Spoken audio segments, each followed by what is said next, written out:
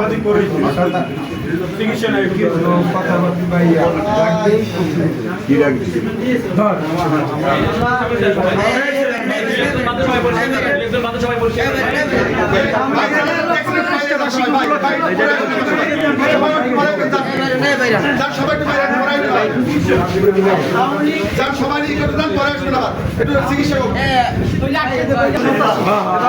সৃষ্টিকারী জাহাঙ্গীর চেয়ারম্যানের নেতৃত্বে পোলাপানের নেতৃত্বে আমাদের যে শান্তিপূর্ণ মিছিল এই নৈরাজ্যের বিরুদ্ধে সাধারণ মানুষ জনগণকে নিরাপত্তার সাথে আমরা লালবাগ নাজিরপুর দাসপাড়া এবং কালাইয়ার কিছু অংশ নিয়ে আমরা এই আমাদের মিছিল শুরু করি।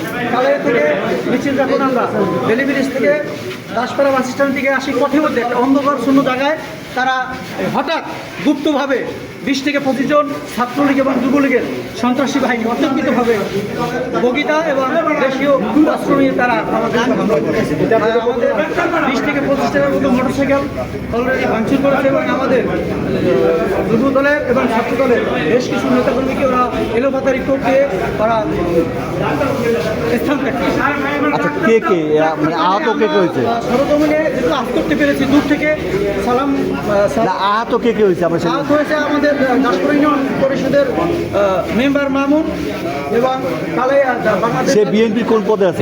সে বিএনপির যুব সাধারণ সম্পাদক, উপজেলা যুব দলের সে নেতা এবং শ্রমিক দলের বারফল উপজেলা শাখার সিনিয়র যুগ্ম আহ্বায়ক কাউসার মাহমুদ সহ 7-8 জন তারা চিকিৎসাধীন আছে এবং আরও আসতেছে।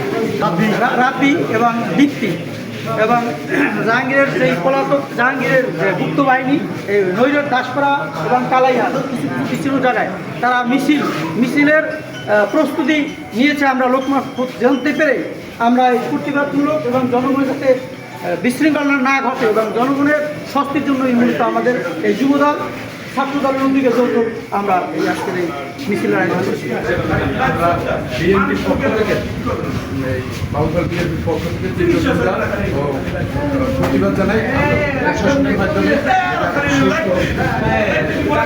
দাবি করেছে, গ্রেপ্তারের দাবি করেছে। মানে কয়টা কোপ হবে? 7-8টা কোপ। দর্শক আপনারা শুনলেন। আমরা আবহাওয়া থেকে মিছিল করতে গেছি, আমি মিছিল থেকে বাজার দিয়ে ঘুরে আইছি। ঘুরনের পর আমরা ওই মাথায় গেছি, ওই মাথায় আওয়ার পরেই আমাদের আটক করছে। বাস স্ট্যান্ডে এই রোডে? হ্যাঁ, বাস স্ট্যান্ডে বেলি ব্রিজ রোডে।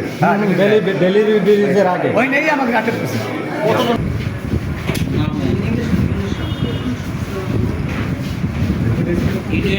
সাংগঠনিক ওয়ার্ড 19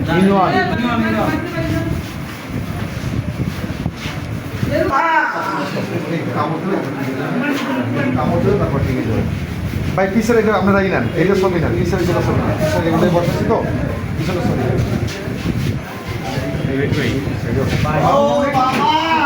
মামুন একটু ধরতে মামুন একটু ধরতে